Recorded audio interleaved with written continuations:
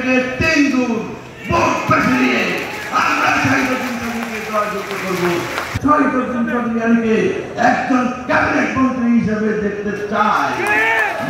Safe হাসপাতাল, normal ডেলিভারিতে আপনার আস্থার হাসপাতাল। আন্দোলন সংগ্রামকে গুছিয়ে নেওয়ার জন্য সারা বাংলাদেশকে অর্গানাইজ করেছেন।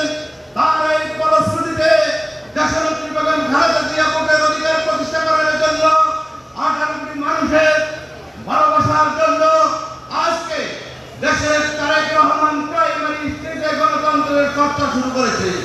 আর এই গণতন্ত্রের চর্চা সর্বপ্রথম আমাদের লক্ষ্মীপুরে গণমানুষের নেতা বাংলাদেশ জাতীয়তাবাদী দলের যুগ্ম মহাসচিব জনাব শহীদুদ্দিন চৌধুরী এই লক্ষ্মীপুর জেলায় সর্বপ্রথম আমাদের এই চন্দ্রগঞ্জ ইউনিটকে সফলভাবে ওয়ার্ড কাউন্সিল এবং ইউনিয়ন কাউন্সিল সফলতার মাধ্যমে আজকে চন্দ্রগঞ্জ কাউন্সিল সমাপ্তি হওয়ার পথে।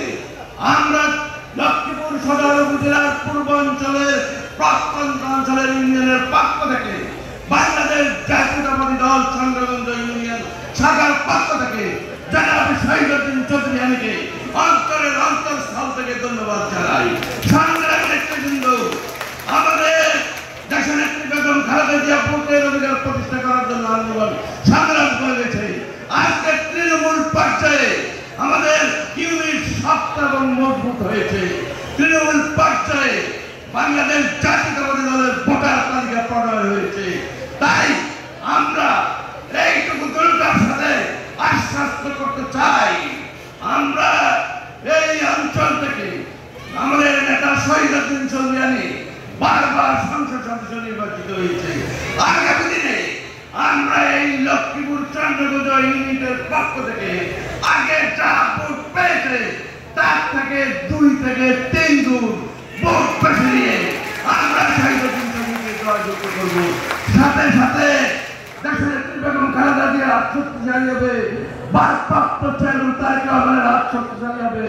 আমরাও এই অঞ্চলে শহীদুদ্দিন চৌধুরীকে একজন ক্যাবিনেট মন্ত্রী হিসেবে দেখতে চাই।